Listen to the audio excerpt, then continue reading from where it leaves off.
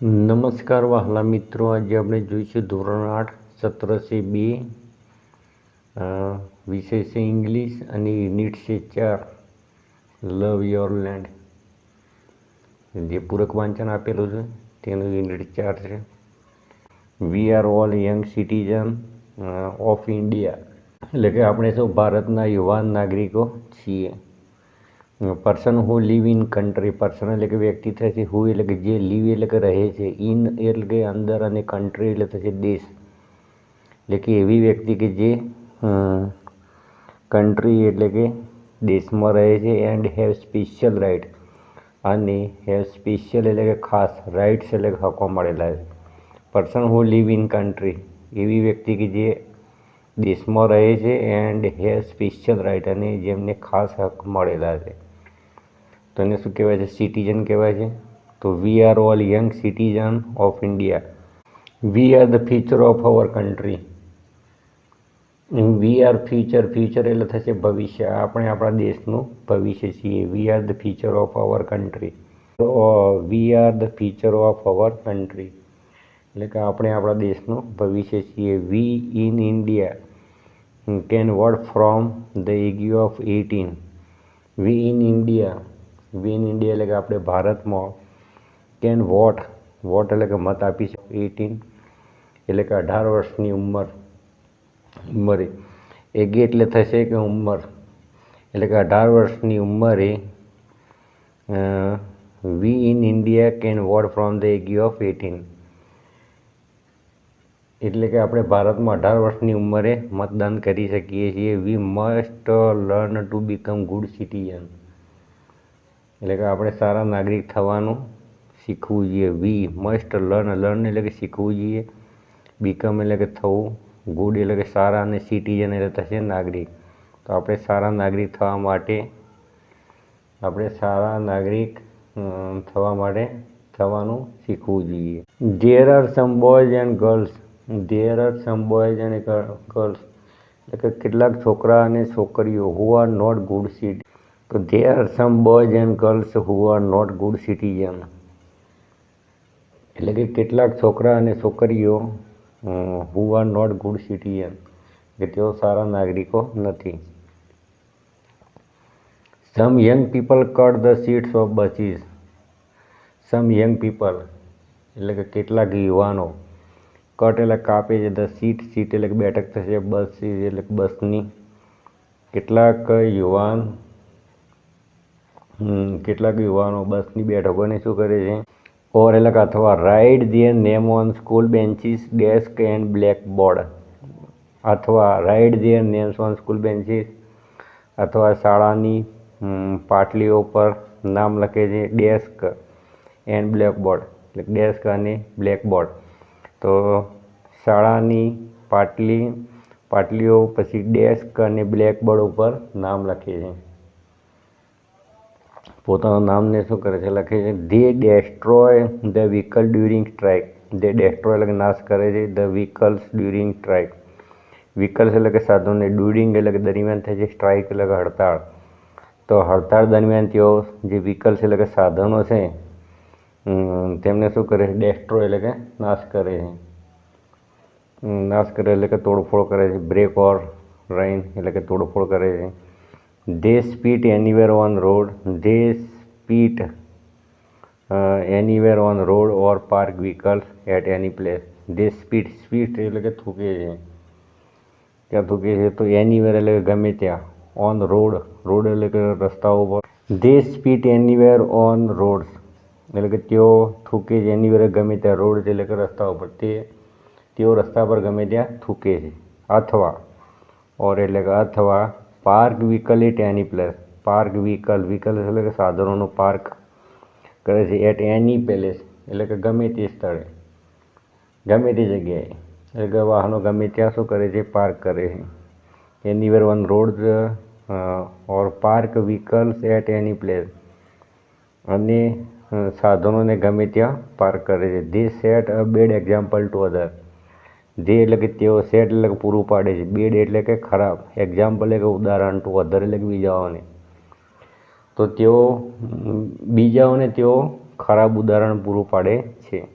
Bed એટલે ખરાબ example એટલે ઉદાહરણ, ટુ અધર એટલે થશે બીજાઓ, તો તેઓ બીજાઓને ખરાબ ઉદાહરણ પૂરું પાડે છે. Such people make the lives of other people uncomfortable, not pleasant, unhappy. Not pleasant એટલે ખુશ નહીં, અનહેપીનો મતલબ થશે નાખુશ. Such people make the lives of other people uncomfortable. Such people એટલે કે લોકો, મેક એટલે બનાવે, લીવ્સ ઓફ અધર પીપલ એટલે કે બીજા લોકોના જીવનની. અનકમ્ફર્ટેબલ એટલે શું થાય છે? દુઃખી. તો બીજા જે લોકો છે એમના જીવનને શું કરે છે? અનકમ્ફર્ટેબલ એટલે કે દુઃખી કરે છે. તો આવા લોકો બીજાના જીવનને શું કરે છે? દુઃખી કરે. Such people make the lives of other people uncomfortable. Such people એટલે કે આવા લોકો make the lives of other people એટલે કે બીજા લોકોના જીવનને અનકમ્ફર્ટેબલ એટલે કે દુઃખી કરે. We are student. વી એટલે કે આપણે, સ્ટુડન્ટ એટલે કે વિદ્યાર્થી, આપણે વિદ્યાર્થી છીએ. Our important duty to study well. Our એટલે કે આપણી, ઇમ્પોર્ટન્ટ એટલે કે મહત્ત્વની, ડ્યુટી એટલે કે થશે ફરજ. તો આપણી મહત્ત્વની ફરજ શું છે? સ્ટડી એટલે કે અભ્યાસ, અને વેલ એટલે કે સારું, એટલે કે સારી રીતે અભ્યાસ કરવો એ આપણું શું છે? ઇમ્પોર્ટન્ટ એટલે કે મહત્ત્વનું, ડ્યુટી એટલે કે કર્તવ્ય છે. તો we should not waste our time. We should not waste our time. We should not waste time in unnecessary thing. Unnecessary thing એટલે કે અનાવશ્યક થિંગ્સ એટલે કે બાબતોમાં. વી એટલે કે આપણે, should not waste our time એટલે કે આપણે સમય, ટાઈમ એટલે કે સમય, વેસ્ટ એટલે બગાડવો, નોટ એટલે નહીં, એટલે કે આપણે સમય બગાડવો જોઈએ નહીં. અનનેસેસરી થિંગ એટલે કે અનાવશ્યક બાબતમાં. We should not waste our time, આપણે આપણો સમય બગાડવો જોઈએ નહીં. We should plan our day. Plan એટલે કે આયોજન, અવર ડે એટલે કે અવર એટલે કે આપણા થશે, ડે એટલે દિવસનું, અને વી એટલે થશે આપણે. તો we should plan our day એટલે કે આપણે. તો we should also play games or sport. આપણે રમતો રમવી જોઈએ, રમતો અથવા ખેલ રમવા. તો we should watch television and see good informative serial. We should watch television and see good informative serial. Good informative serials એટલે કે સારી માહિતી પૂરી પાડતી સિરિયલો, સારી માહિતી પૂરી પાડતી સિરિયલો. વી શુડ વોચ એટલે કે આપણે જોવી જોઈએ ટીવી પર, ટેલિવિઝન એટલે કે ટીવી, તો આપણે ટીવી ઉપર સારી માહિતી પૂરી પાડતી સિરિયલો જોવી જોઈએ. અને ઓલ્સો એન્જોય કાર્ટૂન, અને કાર્ટૂનની મજા લેવી જોઈએ. એન્જોય એટલે કે મજા, તો કાર્ટૂનની મજા લેવી જોઈએ. Watch movie which give us a good message. Watch movie એટલે કે ફિલ્મો પણ જોવી જોઈએ. ગીવ એટલે કે આપે છે, અસ એટલે કે આપણને, ગુડ એટલે કે સારા, મેસેજ એટલે કે સંદેશ, તો આપણને જે સારો સંદેશ આપે છે તેવી આપણે મૂવી એટલે કે ફિલ્મો, વોચ એટલે કે જોવી જોઈએ. We should join social service group. Social એટલે થશે સામાજિક, સર્વિસ એટલે કે સેવા, સામાજિક સેવા કરતા, અને ગ્રુપ એટલે કે જૂથો, લાઈક જેવા કે નેશનલ કેડેટ કોર્પ્સ એટલે કે એનસીસી, ઓર સ્કાઉટ ગાઈડ એટલે સ્કાઉટ ગાઈડ જેવી સામાજિક સેવા કરતી. સોશિયલ સર્વિસ ગ્રુપ એટલે સામાજિક સેવા કરતા જૂથોમાં જોઈન એટલે કે જોડાવો જોઈએ. We should join social service group like national cadet corps, NCC or scout guide. We એટલે આપણે, national cadet corps. We should spend our holiday. We એટલે આપણે, સ્પેન્ડ એટલે કે ખર્ચવું જોઈએ, અવર એટલે કે આપણું થશે, હોલિડે એટલે કે રજાઓ, તો આપણે આપણી રજાઓ ગાળવી જોઈએ. સ્પેન્ડ એટલે ગાળવી જોઈએ, તો ક્યાં ગાળવી જોઈએ? Vacation doing constructive work. Constructive એટલે થશે રચનાત્મક. તો we should spend our holiday vacation doing constructive work એટલે કે આપણે આપણી રજાઓ વેકેશનમાં રચનાત્મક પ્રવૃત્તિઓ કરવી જોઈએ. ડુઈંગ એટલે કે કરવી જોઈએ. પછી we should also help all family member in their work. We એટલે આપણે, હેલ્પ એટલે મદદ કરવી જોઈએ. ઓલ ફેમિલી મેમ્બર એટલે કે કુટુંબના બધા સભ્યોને, ઇન ધેર વર્ક તેમના કામમાં, એટલે કે આપણે ઘરના બધા સભ્યોને તેમના કામમાં મદદ કરવી જોઈએ. We should also help all family member in their work. We should also help all family member એટલે કે ઘરના બધા સભ્યોને ધેર વર્ક એટલે કે તેમના કામમાં હેલ્પ એટલે કે મદદ કરવી જોઈએ. ગાંધીજી સેડ એટલે કે ગાંધીજી કહેતા હતા કે ધેટ શુડ વી ડેવલપ એટલે કે આપણે ત્યારે જ વિકાસ કરી શકીએ છીએ spirit of service in young men and woman.